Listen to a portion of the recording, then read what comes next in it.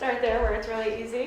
Hi, I'm Becky Dayton. I own the Vermont Bookshop, and this evening's program is part of a monthly series that we have been doing for over a year now with the Ilsley Library. It's typically on the first Tuesday of the month, but we have had to shift because there have been a couple of scheduling conflicts.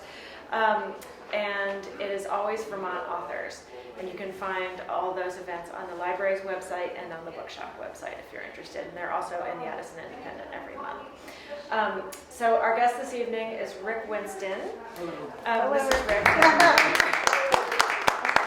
And Rick grew up in Yonkers, New York, and watched a lot of old movies on television when he was a kid, and was inspired and went to Columbia College of Art in Chicago. And Columbia University in New York. Oh, it says Columbia College. So I just actually Columbia College is part at of Columbia University. So I have a false narrative. I apologize. You did not go all the way out to Chicago as a kid. You went to Columbia University, and then graduate school at the University of California in Berkeley. Nice. In 1970, Rick moved to Vermont, like a lot of people of his generation, looking for a more wholesome life, I expect, and to make an impact. Sure. Soon founded the Lightning Ridge Film Society, which eventually morphed into the Savoy Theater, which he owned for years with his wife, Andrea Serrata.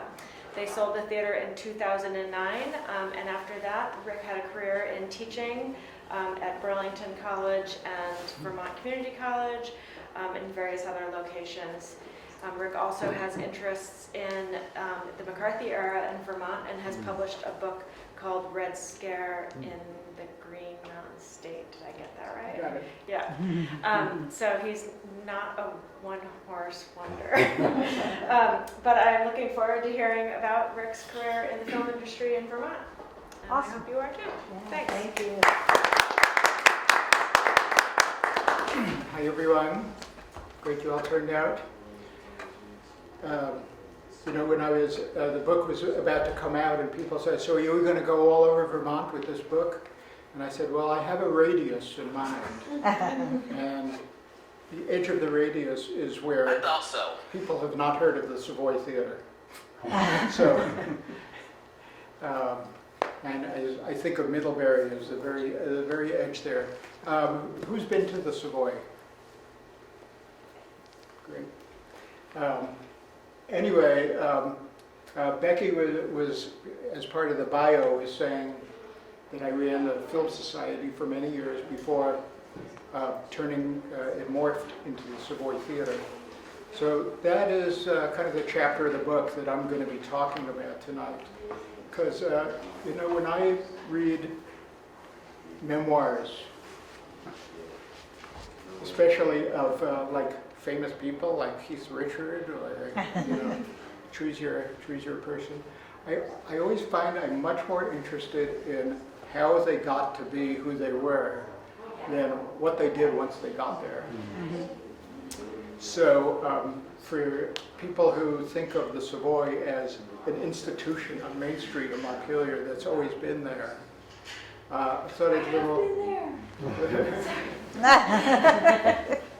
I thought I'd give a little, how did it happen? And it was a story that involved a lot of chance and being in the right place at the right time. And I'll have to amend something that Becky said. I did not come here in order to make a mark on the cultural landscape. That sort of was the accidental part. But you can't read the small print here, but this is the Times Argus from January 10th, 1981. And that was our opening night. Casablanca was our first film. And that was the big story of the day. The new place had opened in Montpelier. So, as they say in the movie business, we're going to cue the flashback. And I'm going to start this story with a high school photo. Not mine, but somebody who went to high school where my father taught in the Bronx.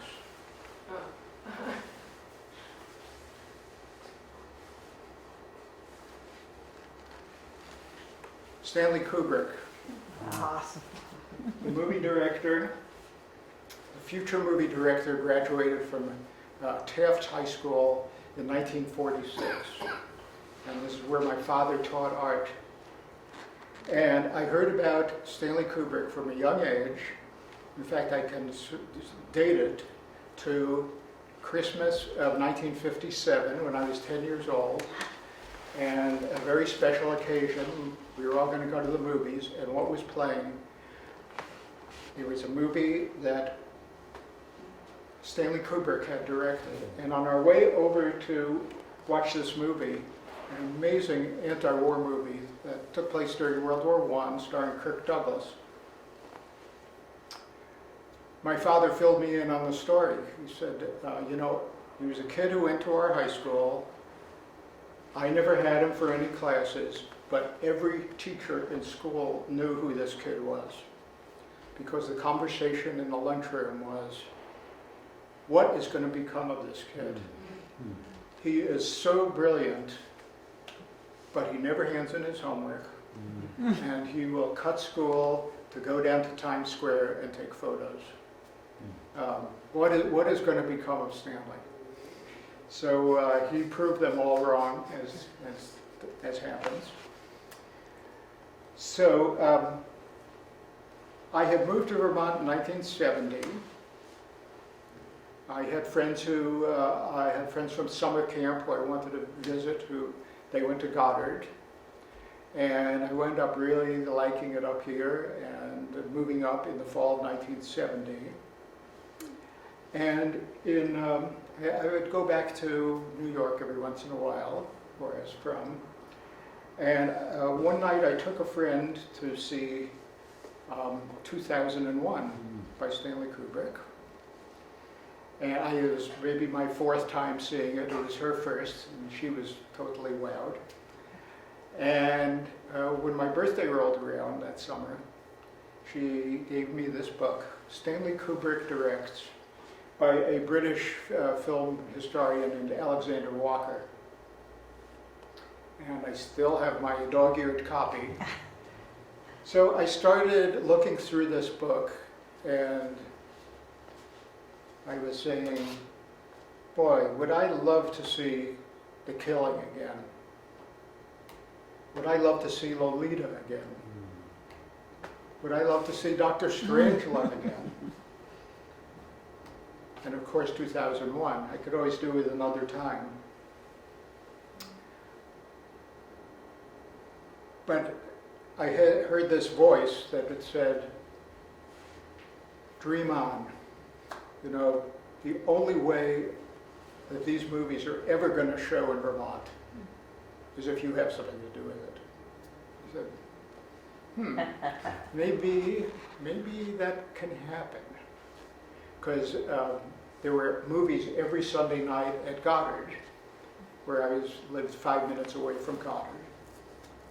But you never knew what shape the movie was going to be in. You never knew what shape the projectionist was going to be in, whether they would show up or not, or what they had been smoking right beforehand. And the Capitol Theater on Main Street in Montpelier, one screen, and they would hold a movie for 7-8 weeks. You know. Wow. So it was pretty much of a movie desert. And around this time, as Becky alluded to, everybody else who wound up coming up here in 1970 or thereabouts, a lot was going on. And this impulse that I had to say, well, everywhere else I've lived before this, New York, Berkeley, I could go to the movies any night of the week if I wanted to. And now I'm in this new place. Well, one of the first people I met here was somebody who had moved from Boston. And he said, gee, you know, in Boston, I could sing with my friends any night of the week, and now I can't. Well, that was Larry Gordon, who founded the Word of Mouth Chorus, which turned into Village Harmony and Northern Harmony, and was really a major influence on Vermont culture. So, so I had this idea of perhaps starting a film society based on the ones that I saw so many great movies at, both on the campus of UC Berkeley and at Columbia.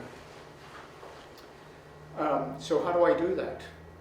Well, there I was in 20 minutes outside of Montpelier, and I heard that there was this thing in Montpelier called the Vermont Council of the Arts. It had just been formed the year before. So I don't think I even called ahead. I just got in the car and drove to Montpelier and walked in, and maybe it was a slow day, but I was showed right into the office of the project manager, Ellen McCulloch Lovell. Ellen has had quite a career since then. She left the council at the end of the 70s to be an aide to Senator Leahy. Was there for a number of years, then came to be the president of Marlborough College for 15 years. Now she's back in Montpelier happily. So anyway, sat down in Ellen's office, and I said, I have this idea, I have no idea how to go about doing it. So she said, okay, well, let's see. There is, you're going to want a place to do this, so how about the Pavilion Auditorium, which was, I don't know if you've ever been in there. It is in the basement level of the Pavilion building where all the state offices are. 200 seats, fixed seating, a big thing for people who are putting on funky movie showings, fixed seating. Anyway, and when Ellen mentioned that, I said, well, that's funny. I was so Plainfield oriented at that time. There was nothing culturally happening in Montpelier. It was all in Plainfield because of the incredible influence of Goddard College.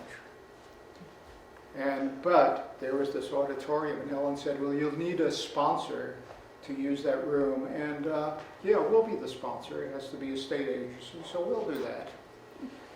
In the meantime, I had befriended the one-person film department at Goddard. His name was Walter Ungerer. And Walter was ordering movies to show for his classes. And he said, okay, well, it's very easy. This is how you order. He says, you can borrow some of my catalogs. And here's, you fill out this form or you call this number. And then generally they send it up 5 days beforehand on these small, relatively small reels that hold like 60 millimeter film that holds like 40 minutes. Anyway, so as it turned out, I had been to this wonderful room, the Pavilion Auditorium, once to see a silent classic, Way Down East, with Richard Barthelmess and Lillian Gish. It wasn't so much the movie that was the attraction for me. I had friends who said, they're showing this movie, and this incredible woman from Morrisville is going to come down and play piano. And she's been playing piano for silent movies for years and years and years. Her name was Hazel Carlson. She says, you've got to hear Hazel Carlson. So I went to the Pavilion to see Way Down East. So the plot of Way Down East, Lillian Gish, a young woman who is, I think in the parlance of the time, has been done wrong. A very unscrupulous guy has married her without telling her that he's actually married to somebody else, leaves her with child. He splits the scene. she shows up in this New England village with the cover story that her husband has died. Everybody kind of takes her in. But it's her secret will come out one day. This was shot largely in White River Junction. But what I didn't know about this particular screening at the Pavilion Auditorium, given the plot of the movie, this was a fundraiser for Planned Parenthood.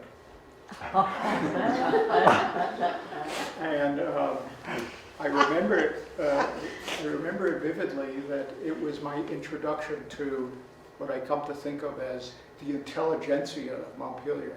So I was like 23 years old, and there were these people who worked for the state. They were attorneys, they worked at National Life, they were really dressed up. I felt like a total slob. And these are the people who I would get to know over the years, and get to know pretty well, because they all became regulars at both the Film Society and then the Savoy. So I had a very funny experience years later. I'll preface this by saying when I started the Film Society, I had to get the keys to open the Pavilion Auditorium. Now, on the first floor of that pavilion building is the Vermont Historical Society. It was run at the time by a wonderful man named Winston Jr., and his wife, Jean Cate, was the office manager. So it was Jean I had to get the key from. And so years later, this must have been about the year 2000, the Savoy had been going for 20 years, and I ran into Jean on the street, and she said, "Rick, I have a confession to make to you." And what could this possibly be? And she said, "You remember all those years ago, you had to come in every Friday and ask me for the key to this?" Of course I remember that. She said, "I came so close to saying to you, what are you wasting your energy for? This town is so dead, they'll never appreciate anything cultural that you're trying to do." She said, "But you are so young and so full of enthusiasm, I just couldn't bring myself to do it." So, so boy, am I glad I didn't do that. So we had a good laugh over that.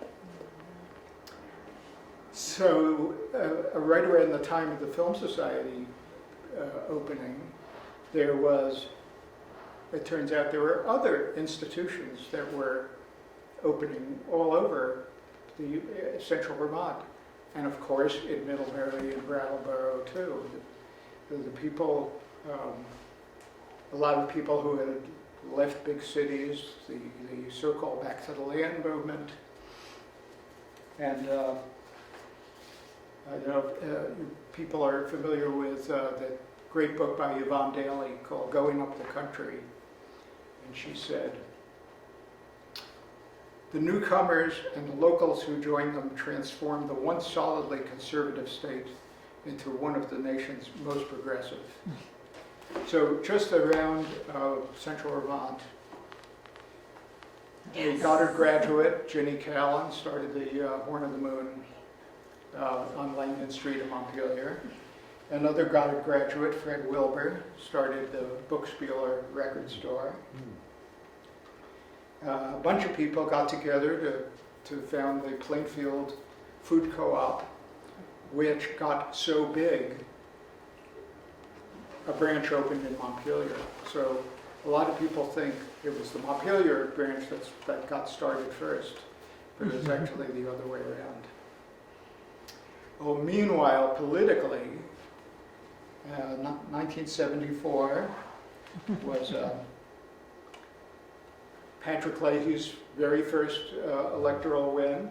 He had been district attorney in Burlington for a number of years. The governor was Dean Davis, who signed in the environmental law, and for a very conservative Republican businessman, he was very forward-looking in a lot of ways. I heard a great story from somebody whose family was family friends of the Davises. And this guy, whose name was Chuck Butler, as a college student, was approached by Davis. I'm running for governor. Would you like to be my driver? Sure. So drove Davis all over the state. And one of their stops to kind of raise money and to give a speech was in Wilmington, way south. And it was this open air thing, and Davis got out of the car and looked across the valley, and all these houses were going up. This was like Mount Snow. And on the way back, Davis turned to young Chuck Butler and said, "That's not going to happen. There's got to be an end to that." So Chuck said, "I was there when he got the idea." So at that time, the Vietnam War was raging, and Senator George Aiken was the one who said, "Let's just say we won and get out." So he was one of the more conservative senators who wound up turning against the war. He was followed shortly after that by Robert Stafford, our other senator. And of course, Bernie. 1974 was Bernie's very first run for the governor. I only found out just a few years ago that the person that my parents bought the house where I am still living, right outside Montpelier, was a really good pal of Bernie's and wound up being his city clerk when Bernie got to be mayor. Jim Rader was his name. And when I saw Jim the other year, he said, "Well, you know, Bernie, whenever it was too far for him to travel, he would stay over. So I said, you got to put up a plaque in that room." Anyway, so a lot of things were happening in Vermont. It was a very fertile soil to start anew, and there is an attitude among a lot of people, well, just because it's never been done before, is that a reason not to try to do it? And so there is the first season of the Lightning Ridge Film Society. Of course, you can't read from there, but I'll take you through it. My father was a master calligrapher, so that was his doing up there. So some of the movies we showed that very first season: Alfred Hitchcock's Foreign Correspondent. A movie I saw as a kid that I just loved, W.C. Fields and Jack Oakey, $1 Million Legs. Anybody seen this? It's really fantastic. It's kind of surrealist. It takes place in an imaginary country called Klopstokia, where everybody is a natural athlete. And Jack Oakey, in the middle there, plays a traveling salesman who is stranded there, and he has the idea to field a team for the 1932 Olympics in Los Angeles. So anyway, great funny movie. A movie that I saw in college that affected me very deeply and still is one of my favorites: James Dean and Julie Harris at East of Eden. How to have some British comedies: Our Man in Havana, and it's with Alec Guinness, and In the Wrong Box with Michael Caine. Phone Be Gone. Throw it in the water. A movie that I saw when I was at school in Berkeley that totally knocked me out, and in fact I write an extended essay about it in my book, is a German film, The Testament of Dr. Mabuse, done by Fritz Lang. So it was one of the early German sound films, and this was a very veiled analogy to what was going on in Germany in the early 30s. The film came out, it was immediately banned. Shortly after that, Fritz Lang left first for Paris and then for Hollywood. Another amazing film to put on your list. We showed The Killing by Kubrick to assuage people's thirst to see his new movie, Barry Lyndon, which was just about to come out. There was a very arty film that I don't recommend, Warren Beatty and Mickey One, and it really shows it's a curiosity piece because it shows the extent to which the European directors of the 50s and early 60s influenced American directors like Arthur Penn. You know, so this movie was very Fellini-esque, but without any kind of substance to it. And then one of the few color movies we showed, Marlon Brando and Slim Pickens in One-Eye Jacks, a very complex and exciting Western. So the very first movie, the debut film for the Film Society, was one that I had seen in Berkeley, and I could not wait to spring on an unsuspecting audience. I wonder if anybody has seen this one, a British thriller called Dead of Night. So, the man in the middle is an architect. He's been hired to come to give an estimate on the renovations at this country house. He walks in and immediately is agape. That's the word that was in the crossword puzzle today. He is convinced that he has been in this room before and that he has seen all these people before. And one by one, the people in the room say, oh, well, something like that, some weird thing happened to me, and it goes into another story. So this movie is like 5 short stories that are connected with this 6th story, and they get creepier and creepier as we get on, because now he's convinced, he's remembering more, he's convinced that he is going to try to kill somebody, one of these guests. Anyway, I'm chill just thinking about it. I had no idea how many people were going to show up. It was a new venture, and the place was packed for a movie that nobody had ever heard of, and that's when I said, we got something here. And the only sour note of the night was that the custodian, who was just this lovely man, thought he was doing me a big favor by turning up the lights when it said the end, not knowing that the final twist is right there. Anyway, so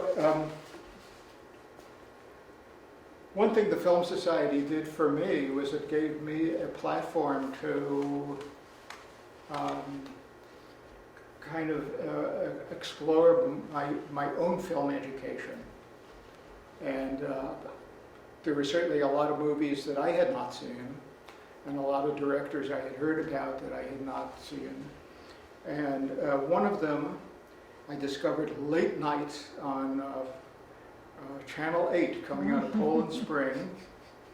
They had one of these TV stations that has got a lot of time to fill and has some kind of deal with some movie company, and there's, you know, if you could stay up till 10:30 or 11, you could get a steady diet of Hollywood movies late at night on Channel 8. And one of them was with Joel McCrea and Veronica Lake. Is this a familiar title to anybody? Yes, so worthy of another essay and save me a seat.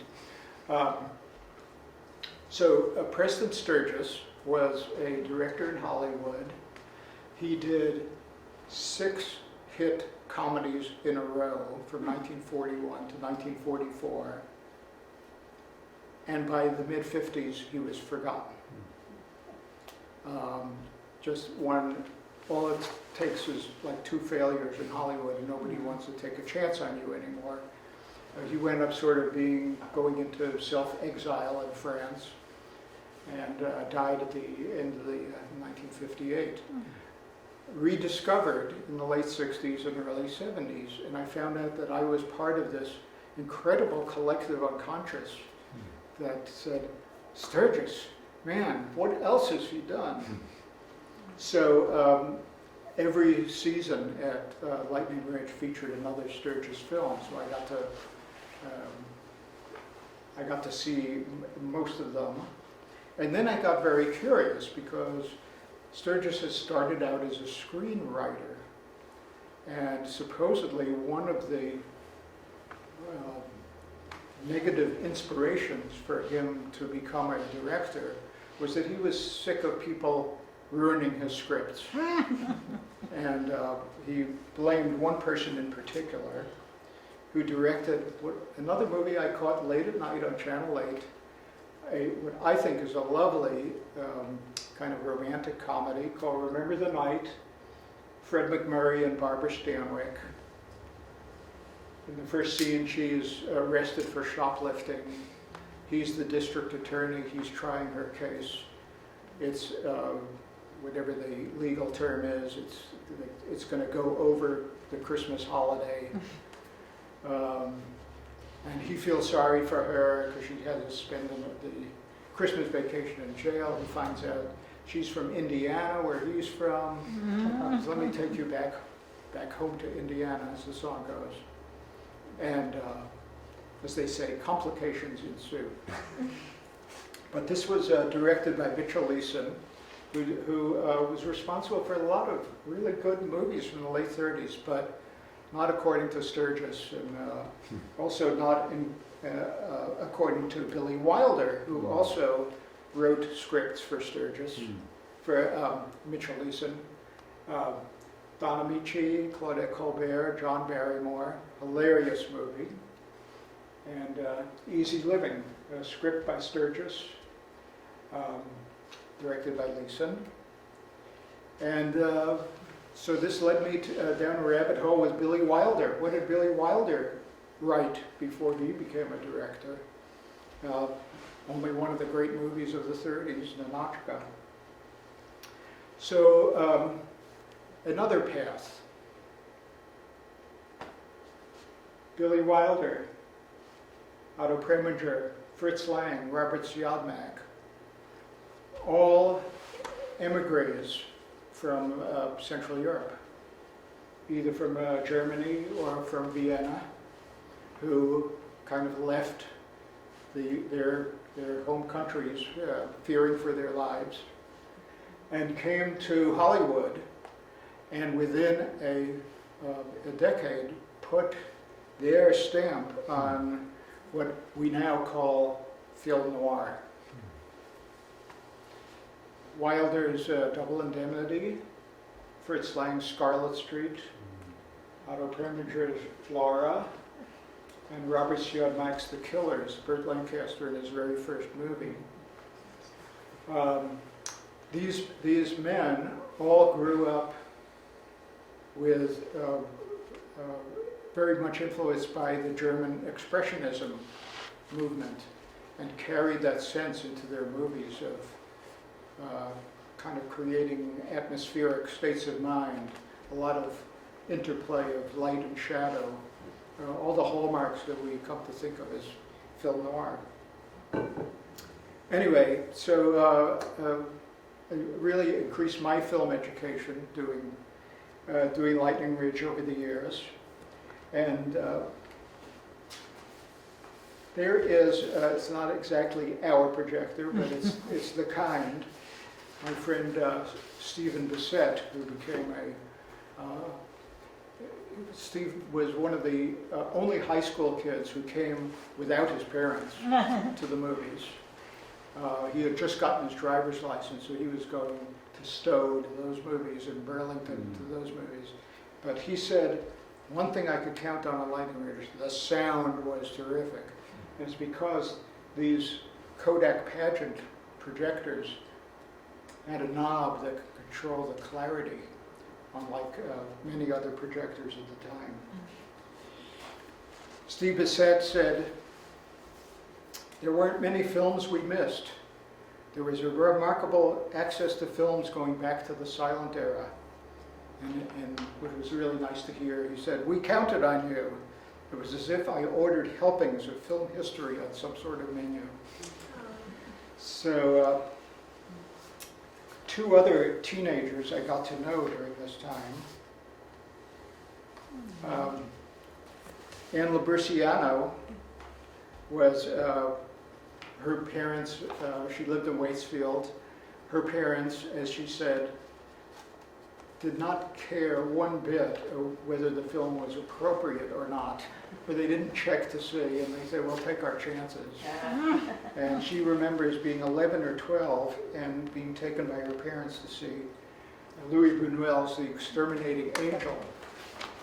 Now, if you know this movie, the plot, Buñuel was in self-imposed exile from Franco, Spain, and he lived and worked in Mexico City for a number of years.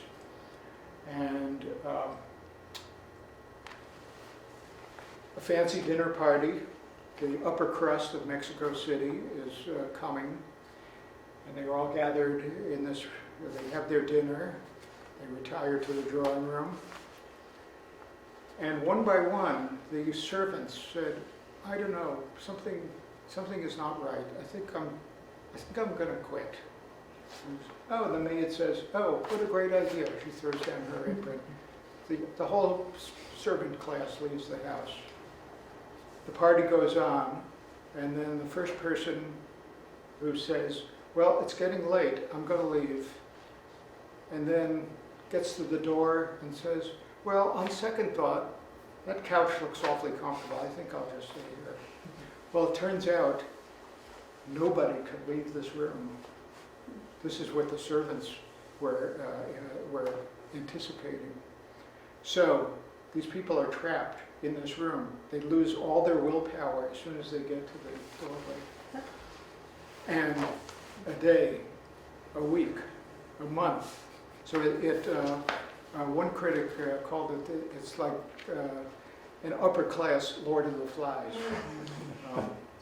So it's a very dark and disturbing film, and Anne Labriciano says, "I saw it when I was 11 or 12. I have never forgotten that." So years later, Anne, as a grown-up, became our very first video clerk when we opened our video store. And then a few years later, when she had kids of her own, she started programming our children's film series. And Tom Blatchley, who some of you may know, he was also a teenager who came to the movies with his parents. And years later, I had a great pleasure of co-curating a film series with him at the Jaquith Library in Marshfield. So he said that was, Lightning Ridge was his education in what is a classic movie. So the success of the foreign movies, especially at the Film Society,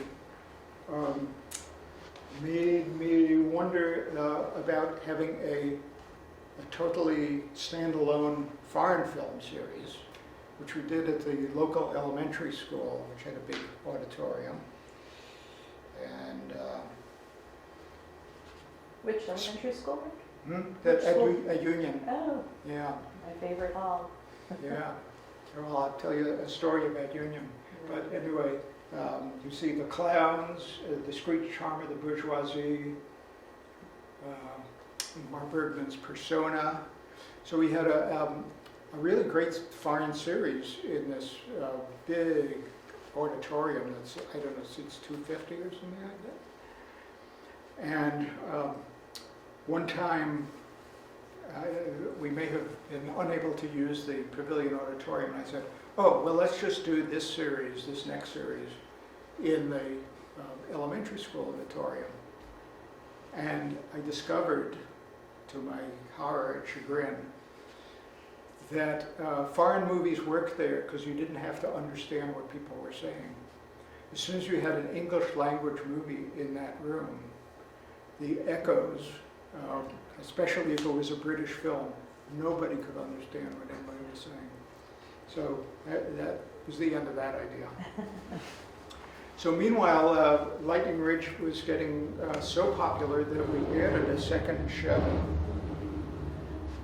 And this was really hard for me to believe when I saw this, that when 9 o'clock is, these days, is considered a late night. And we were actually starting the second show at 9 o'clock. So after, this was fall of '78, so we did a few more seasons with 2 shows. And then it became obvious that there was a real audience for these movies. And at the same time, my brother, my brother had started an art supply store on Main Street in Montpelier. It's still there, called the Drawing Board. And we had there was an old landlord named Ernest Masuko, old Montpelier family. And he was getting old, and he made John a great offer on buying the whole building. And so that's what happened in the summer of 1980. And the plan was that what had been a florist shop, beautiful, narrow, long space, that was going to become a 7 nights a week theater, which was an incredible leap, going from a once a week 2 shows to every night. It was very nerve-wracking. But there was one day when Mr. Masuko said to my brother and me, said, so what's going to go in that new space? And we said, well, a theater, a movie theater. And he said, you know, I think my grandfather ran a movie theater in there for a few years. And so we consulted a Montpelier historian who dug in the files, and sure enough, from 1908 to 1912, this place was called first the Masuko Moving Picture Theater, and then it was called the Savoy. And why was it called the Savoy? Well, it turned out that Mr. Masuko's ancestors had come from the Savoy region of Italy. And by that time already Savoy was established as a kind of a high-class theatrical name, thanks largely to Gilbert Sullivan. So at that time we found out what this theater had been called.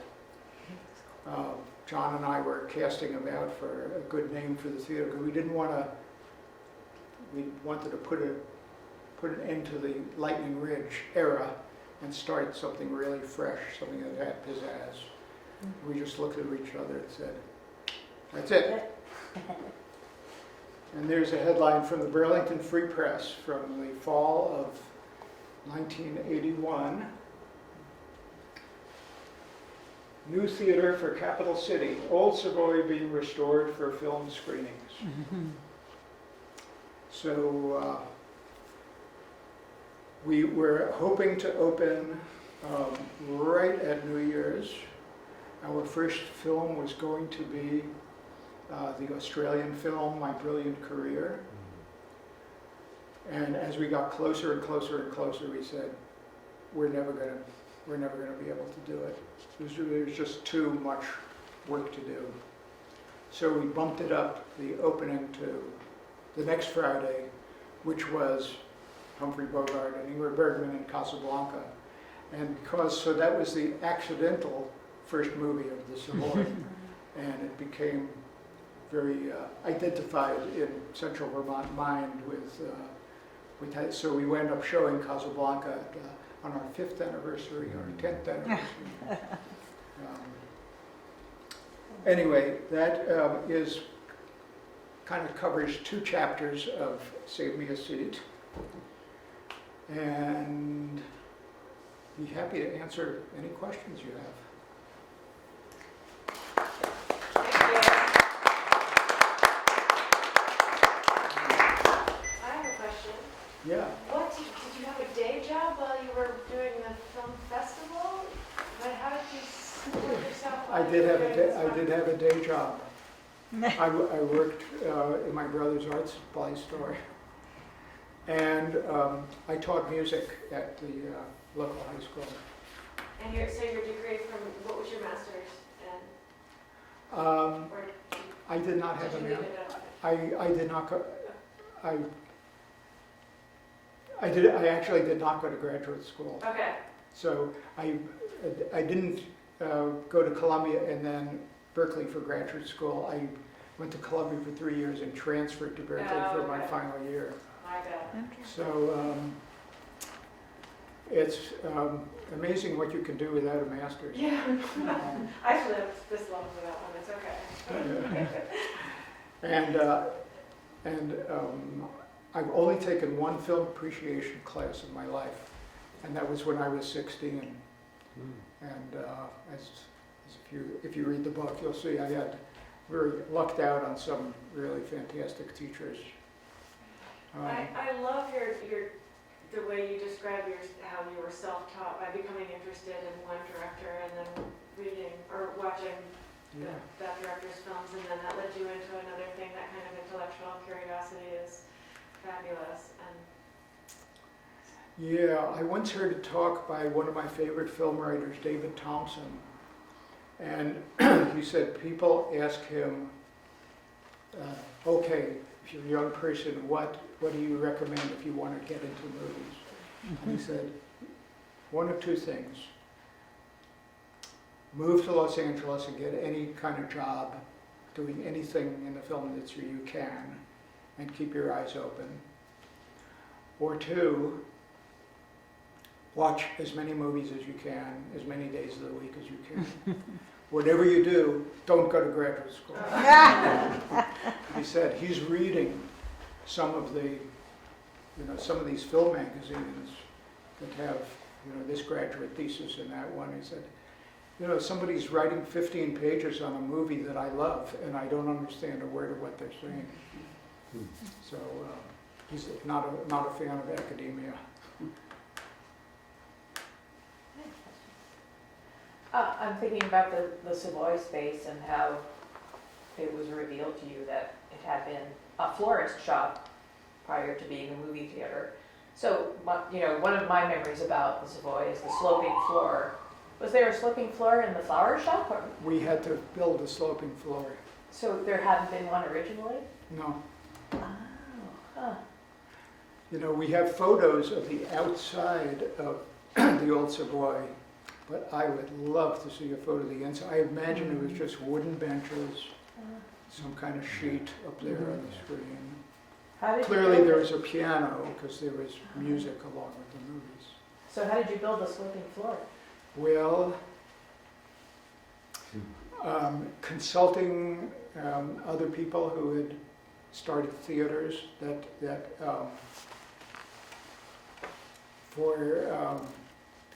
for ADA purposes, the slope could not be any more than this much, but you want it more than that, but less than that, Oh, gosh. So a lot of, compass and protractor and figure it out. And we unfortunately had a heating duct running right across the top, so there was only so far we could raise the screen.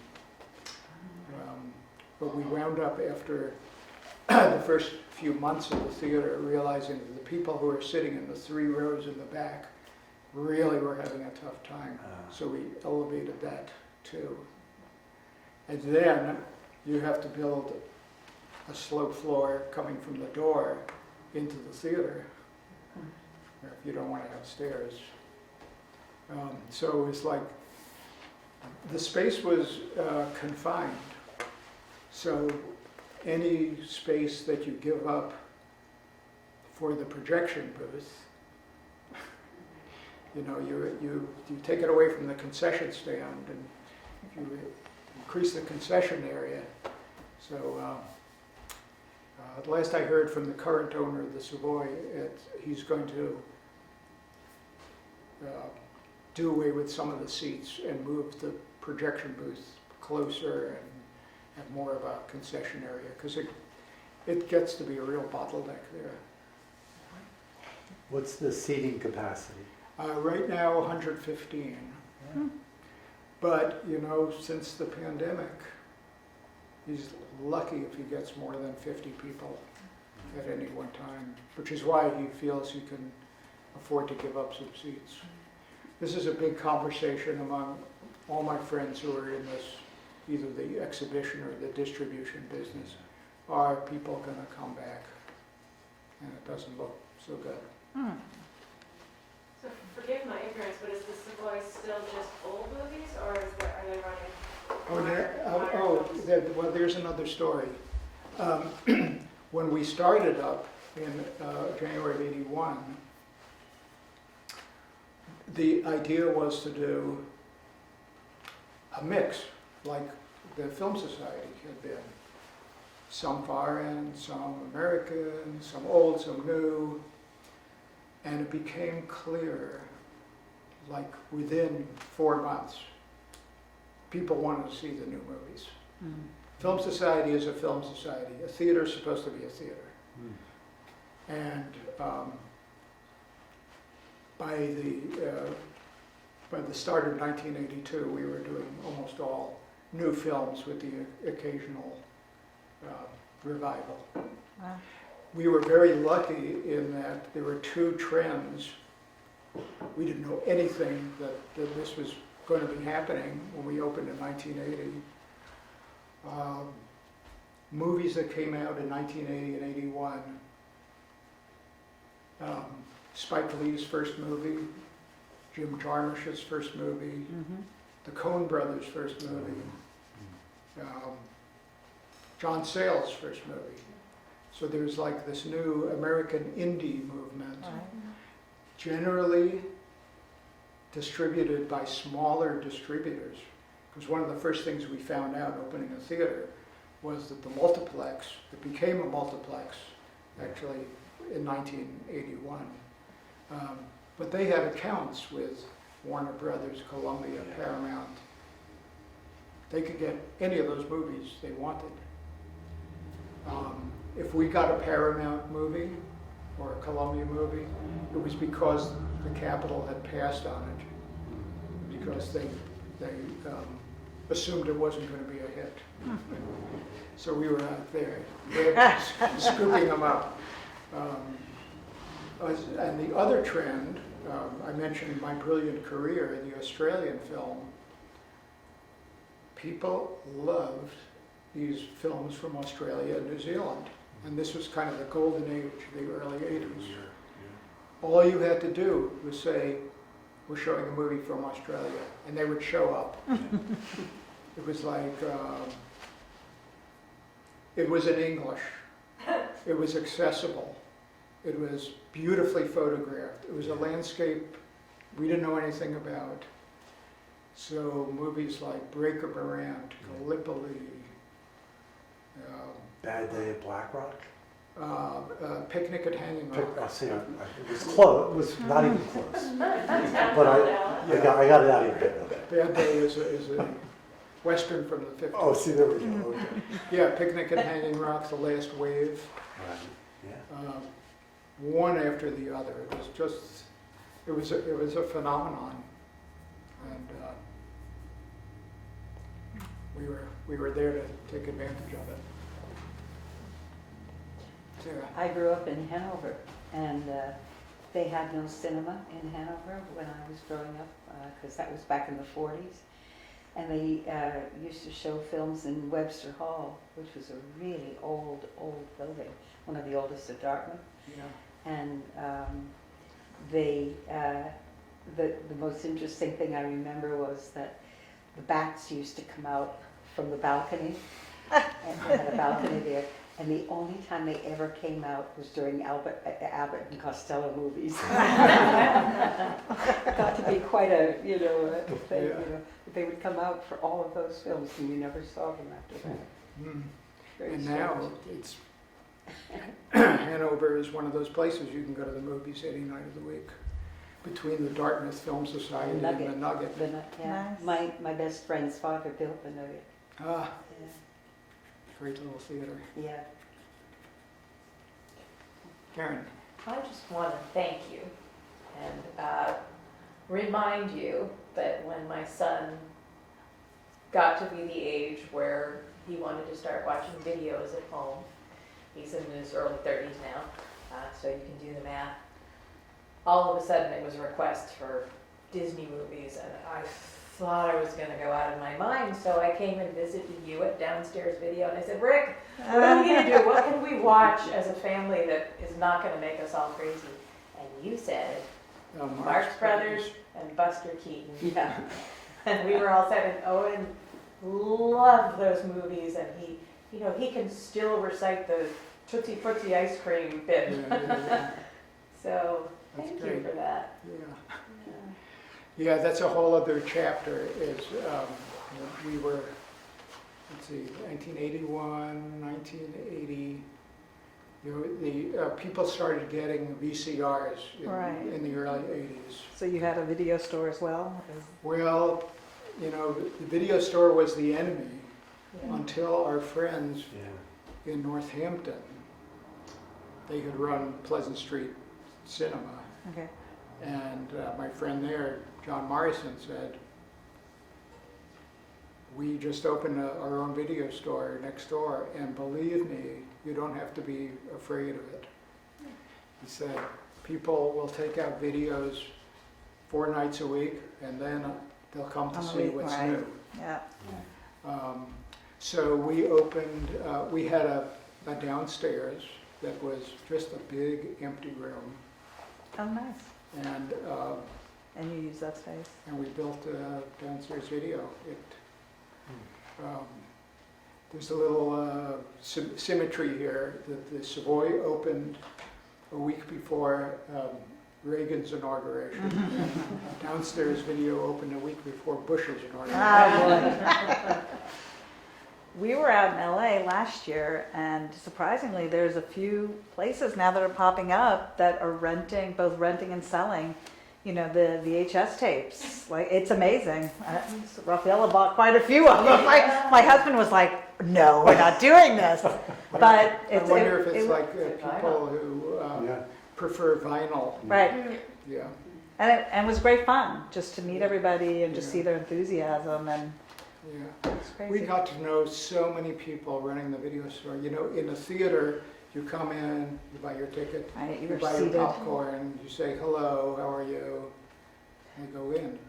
In the video store, you bring up your Sure. video, you could still be talking a half Right. an hour. And we actually got some wonderful employees that way. I remember, so my wife Andrea was the manager of the video store. And she said this one high school student came in, and I don't know what it was that made her think of this. She said, you might like this French movie called Elevator to the Gallows Mhm. with Jean Moreau that had a score by Miles Davis. Maybe he was a jazz fan, I don't know. So he came back and said, what else should I see? Sure, that's wonderful. So Andrea said, we're going to keep our eyes on this kid. Because, when we have another opening for a high school kid. And that's what happened. We got him in there, and about 6 months later, his mother came in and said, this is just so unbelievable. You have really changed his whole life. And she told us that he had Asperger's. And it never occurred to us. Right. And he was just, conscientious, and the video store gave him a chance to interact with Interact with people. That's awesome. I think he's now in Berlin being an artist. Love it. I love your stories. Yeah. So enjoyed listening to you talk Well, about this. Yeah, But that's you have wonderful. some at the bookstore too. You're It's doing very long similar. enough. There's a, Yeah. I recognize a lot of the themes. Yeah. Well, I'm happy to sign any books, chat some more if you'd like. Yes, thank you. I Thanks for coming, everybody. Thank you.